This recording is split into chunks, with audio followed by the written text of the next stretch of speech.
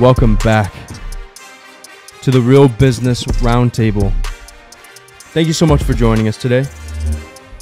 We are going to be discussing we're going to be discussing what? How to build revenue silos within your business. So when I say a silo, so like when you look at a farm and you see the big silo of hay, in your business, you should look at each revenue source, each item, each product, each thing that you offer as a silo. Categories. Yeah. So different categories of income within your business. This is a very important topic for people to understand. When I first started doing everything, my initial goal was to create passive income, was to create income that essentially would generate itself completely automated without me even having to work, which means it gives you the opportunity to keep growing on top of that income, which kind of gives you, no limit to the amount of money that you could make. And that's just one silo of business. So I'll give you an example. Let's say you have a fitness business and you just start out, you're just a personal trainer. And you have your clients that come in, you train them for an hour, they pay you $100 and you call it a day. There are other things you can do to expand your revenue. Like, for example, if you do your personal training with teams, so you convince your clients to bring on a friend and you'll knock 25% off your training fee. That way you're getting $150 an hour instead of just $100 an hour. But aside from that, the way you would build out silos for additional revenue is you would provide customized diets, meal plans, customized diets. You would customize supplementation. Yeah, plans. so you can do like an affiliate program with some sort of vitamin company. Yeah, and let's say you have your little area in a gym that you're working at, and when you're talking to someone, making sure like they have the right nutrition, you might want to talk about having the right multivitamin and say, hey, by the way, I have my own line of supplements here. Now, the supplements is a whole silo in your business where you can bring in revenue. Each additional product or thing or service that you provide at an extra fee, or I guess you could say an upsell, is a revenue silo. So we wanted to create this video so people who have businesses, rather than just doing one thing, think about what other accessory type of services and products you could bring to the table that are complementary to what you're doing, that makes sense. For example, if you have a beer brand and you come out with your own line of microbrews, but let's say you guys design and make your own beer steins. That's another revenue silo. Let's say you open up your own chains of bars with your brand name on it. That's another revenue silo. Now you have the bar, now you have the beer, now you have the steins. You come out with beer glasses, you come out with beer taps. All of that stuff, those are new silos in your business. So if you own a business, you want to think about these things. What's going to complement my product or service? What does someone need in sync with my product or service that would make it easier or better or more functional? So we want everybody at home that's watching to kind of, if they're in business for themselves, to think about that rather than just staying in one lane. Yeah, it also keeps you busy. It keeps you thinking. It continues your growth. I've been thinking about stuff like this before. Not necessarily to create new silos of business that generate revenue. We do that already, but to do things that, so before you mentioned a trainer. Yeah. Every trainer should have a blog or a website that is like a cheat sheet that gives you vitamins and everything is an affiliate link. But people don't know about this sort of stuff, so it's hard for people to, to start it up. But like that's one example. Well, one of them back in the day, the one that I noticed that was really cool is my mom used to subscribe to a coffee club called Javalia. And Javalia Coffee used to give you a free coffee machine if you subscribe to their coffee. So you get this coffee machine and then you'd get like 3 new flavors of coffee every month. They were technically a coffee company, but they gave you the product to facilitate the use. Almost like the iPod, the old iPod model, where you buy the iPod, but then you can buy the music straight from Apple. I don't understand why Keurig doesn't do that.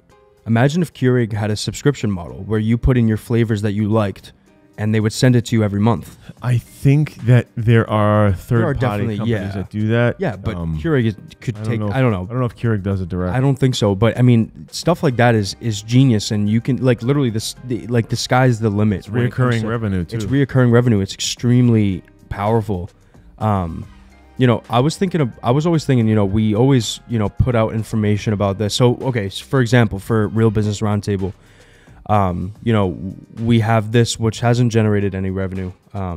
Just to be transparent, obviously, we're not really doing it for that. We're doing it more as like we're just trying to build out a foundation. Yeah. If it blows up, it blows up. If it doesn't, it doesn't. At least we have reference videos that we can show people. Like I was talking to somebody and they're like, well, how do I grow my business? And they weren't really ready to move forward with us. So I just threw them a video.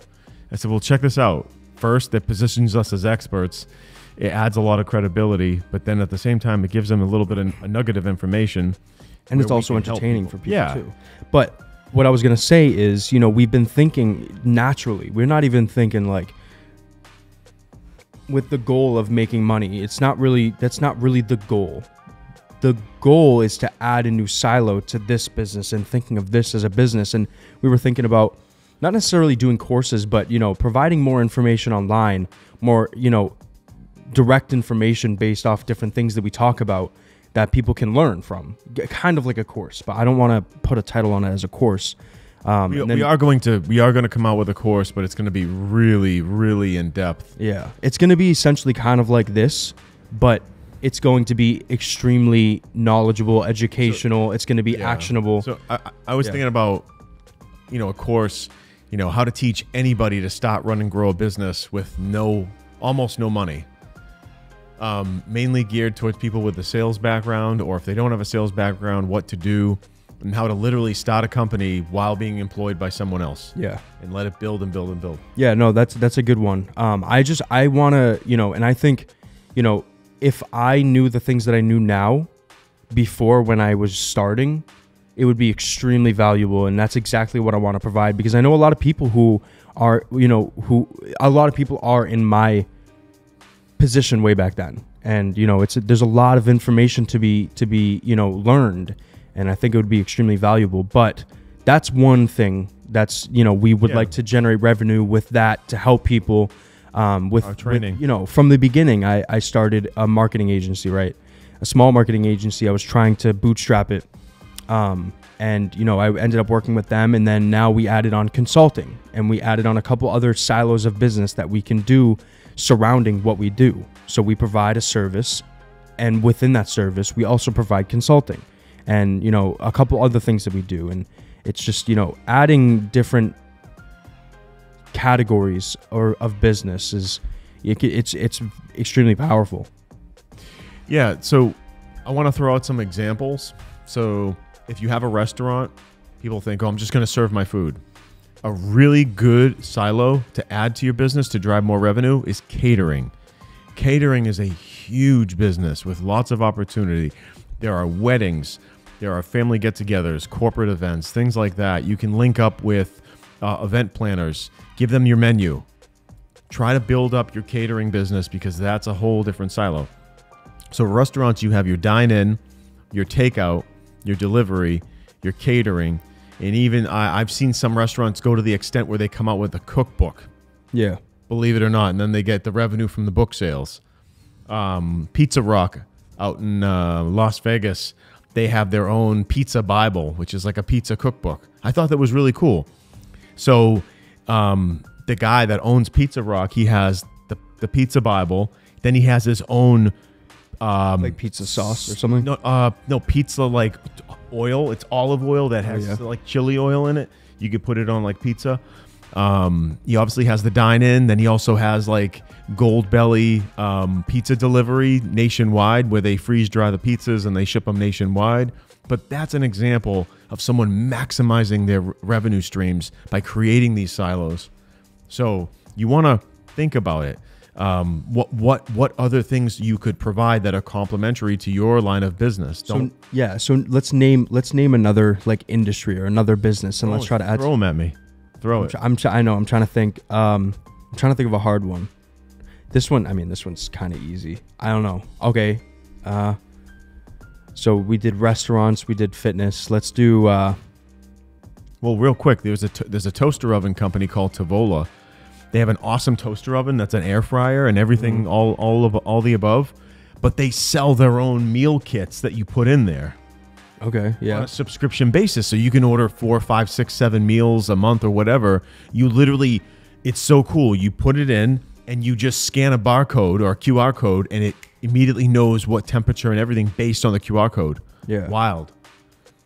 I'm still trying to think of. But the meal, the portioned meals, and the device itself are two different revenue streams. Yeah. Which is amazing. Yeah. They're a complete business within itself, but under the same business, provided by the same company. Or a product that has accessories, accessories or add-ons or different versions or whatever. I think I saw a case study about Manscaped, how they make something for the beard and they make things for other things. And they really expanded all the accessories, the deodorants, everything. That's the way to think. So if you're running a business, just kind of sit back, meditate, think about how you could expand and create new silos within your business. It really takes some thinking, but just think, okay, what's related to my business? What's complementary to my business? What's within my brand's voice? What's in line with what I'm doing? And then you'll come up with these cool ideas, like the beer idea, had the glasses, the steins, it's all related. Fitness, restaurants, throw an industry at me. Let's do it. I'm trying to think. It's so hard. I don't know why. Because, okay, like I was thinking automotive, but like service, like sale of parts. So like, automotive, we just brought on a client. He has an automotive repair shop, but right next door, automotive accessories. Someone walks in, wants to buy fender flares for their Ford F-150. What do?